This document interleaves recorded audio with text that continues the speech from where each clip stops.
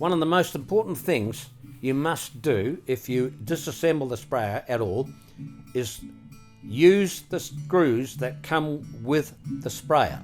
Do not use any other screws. You can damage the tank. If you lose the screws, we replace them at no cost except for the postage. Replacing a battery in a 5 litre, 8 litre and 12 litre sprayer is basically the same operation.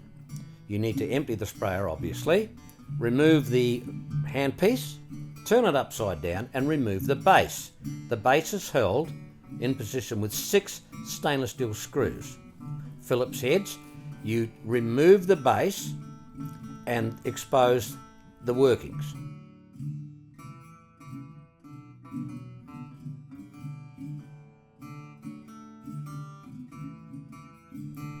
The battery just needs to be lifted out. There is one connection which you unclip, remove the old battery, put the new battery in, clip it together, and then you put the base back on its little posts with the 6 screws that are supplied with it.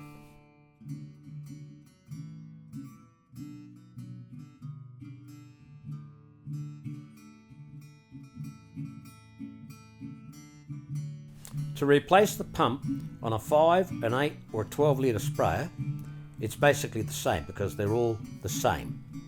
Use your screwdriver and put a little bit of grease and remove the 4 screws that hold the pump motor onto the base.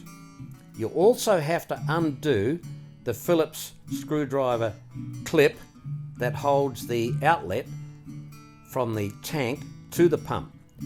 Once you've done that, it's simple to twist the pump out gently and remove the whole pump. Once you've got the pump out, you can unclip it from the wiring, undo the external outlet tube, and then replace and reverse.